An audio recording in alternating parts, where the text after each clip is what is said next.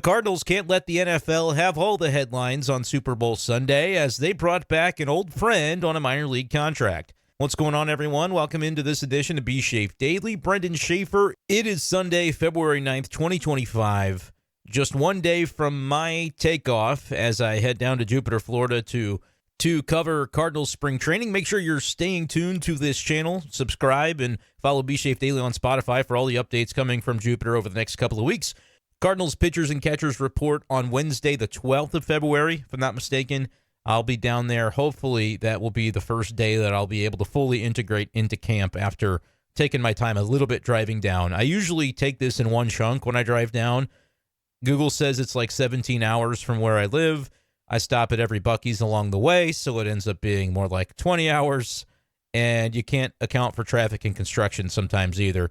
But I just don't think I am of the age anymore. I'm in my 30s now. I just don't want to drive it in one chunk and then be miserable for like the next 3 days as a result of like missing a night of sleep. So I think I'm going to try to take it in two chunks, but we'll see. Stay tuned. I might post some stuff to YouTube along the way as I travel. Maybe I'll throw something on TikTok. I'm at B-Schaeffer12 on all the social media sites, Blue Sky, TikTok, Twitter, all that good stuff, even YouTube. So check out all that. But I wanted to hop on here probably for the final time before I take off on the solo drive tomorrow and talk about another minor league deal that the Cardinals just made earlier today. I saw it. It's actually a former first-round pick of the Cardinals organization back in 2013, signing on back with the organization on a minor league deal for 2025. This according to, well, I saw it on the Cardinals player development Twitter account. Rob Kaminsky, who is 30 years old, returns for his third stint with the Cardinals after being selected in the 2013 draft in round one, making his MLB debut back in 2020. And he owns a 3.50 ERA over 225 career minor league appearances. That's according to the tweet there from Cardinals player development. And Kaminsky is back with the Cardinals after spending the 2024 season in part at AAA Tacoma, which I believe is the affiliate of the Mariners organization. And then I guess he didn't last there. The numbers weren't particularly notable, 7.5 ERA in AAA. Landed with the Staten Island Ferry Hawks of the Independent Atlantic League, where he pitched just a couple of times, ERA over 6. So not glowing numbers and not necessarily anything that you'd write home about. But it's an old friend the Cardinals are bringing back. I don't think this one ends up having any real implications on the Major League team this year. I don't really get bothered by these types of deals. I know that it kind of looks on the surface like a cognitive dissonance type of thing because you as Cardinals fans wait all offseason for the team to do anything, and then when they start doing things, it's like, oh, they're only adding these veterans rather than, making the room for the young players that supposedly the organization is looking to get a read on in 2025 and see what they're made of, right? And if you feel differently, that's fine. I'm not going to tell anybody how to feel. I'm going to come on here and tell you how I feel and how I view some of these deals. I look at adding Rob Kaminsky as it's an old friend. Maybe he's done something this offseason. He's added a pitch. Maybe there's a health reason in the past couple of years that he hasn't performed well that the Cardinals think is something that will change now. Maybe there are a number of reasons why a deal of this caliber gets signed, and more often than not, it's not necessarily indicative of the Cardinals having some grand plan for Rob Kaminsky. If anything, and again, this might not be sexy or exciting, but if I'm trying to understand the rationale for the Cardinals as to, well, why even bother doing this? Sometimes there are personal connections with a player where you might want to do an agent a favor. You might want to do the player himself a favor because the guy was drafted by the Cardinals and has been around the block a bunch, and maybe there's something he can bring to the table. Maybe there's nothing he can bring to the table. I don't think it's the end-all, be-all of the offseason anytime they sign a minor league deal. But under the guise of, hey, the Cardinals are ultimately looking to give some younger players a shot this year, that doesn't necessarily just have to be on opening day in the 26-man roster that you see March 29th or whatever opening day is when the Cardinals host at Busch Stadium this year.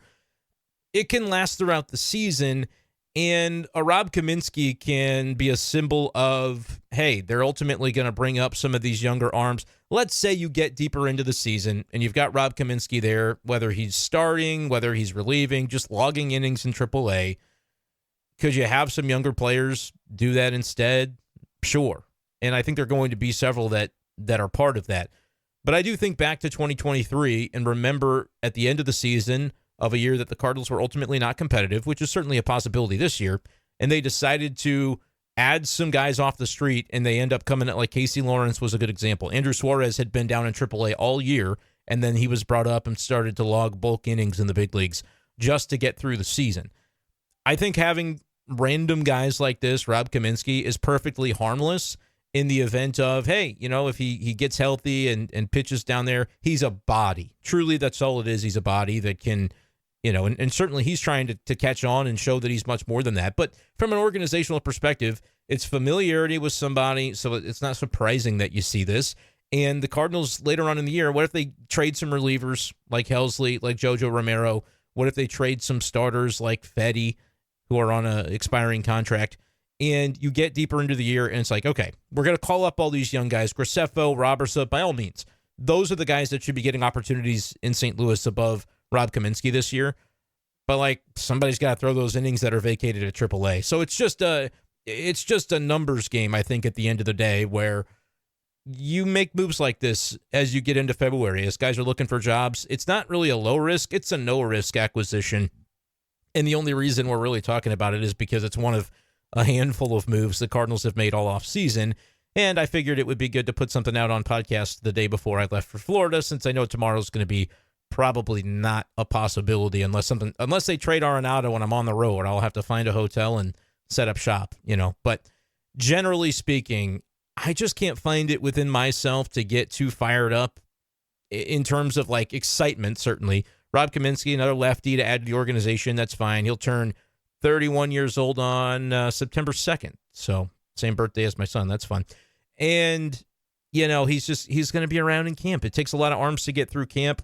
Harmless as far as I consider it. But I also am not, like I said, I'm not getting excited about it necessarily, but I'm also not looking at it like, oh my gosh, how could the Cardinals do this? They were supposed to be giving the opportunities to young players. I feel like the big league opportunities from a position player perspective are going to be geared heavily toward the players, aged 21 to 25, 26, and then even lump in Luken Baker as a guy they'll prioritize, hopefully, with a bench spot. Lump in making sure we find out, all right, Lars Nootbaar, can he play 150 games and stay healthy? And maybe as Chaim Bloom comes in as the head man next year, who are we building around? Is it a Lars Nootbaar that you want to extend? Is it a Brendan Donovan who's 28 that you want to extend? And kind of allow this season to be a year to find out some of those things and make some of those decisions. So as I've talked about, I trust that the Cardinals are going to approach that just as they said they would. Rotation-wise, yes, it looks on paper like an older rotation. I think someone's going to get hurt. I know that might be a flimsy notion to pin your entire premise on of let's see what the kids have.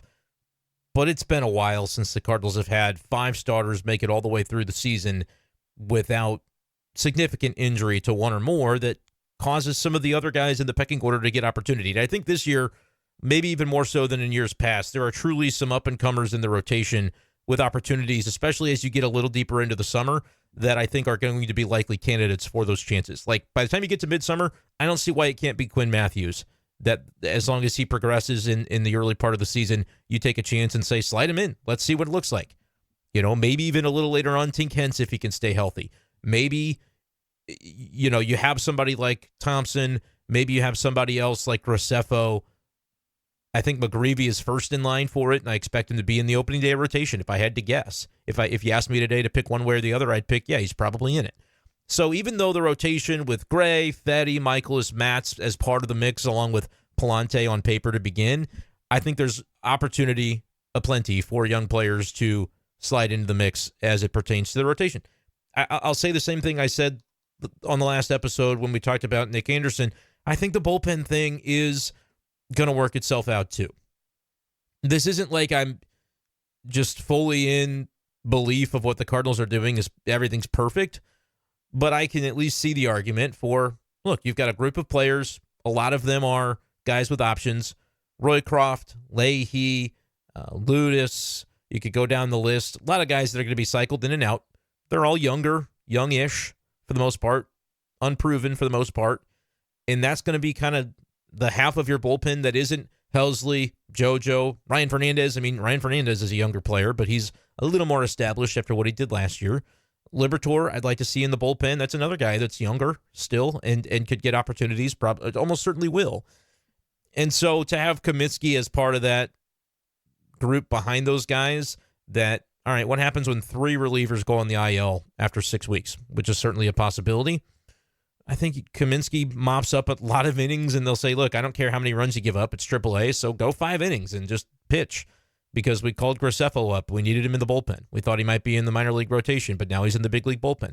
That spells opportunity for another younger player, and I think those are the types of things that the Cardinals have set themselves up to do. Do I think they're going to win a ton of games this year? I'd say the median is probably a little lower than what they did last year, right? Around 500, give or take.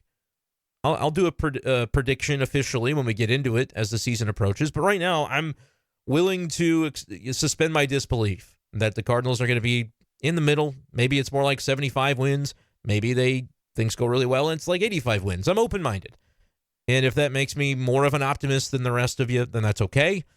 I'm not telling you how to think, like I said. But that's kind of where I am. I'm just sharing my views and based on how I see things breaking down. I will say I'm probably more optimistic on the lineup and the young players taking steps than I think the general public is, simply because I think a lot of the general public would look at it and say the Cardinals are going to be really bad this year because they lowered their payroll and they didn't replace departing free agents.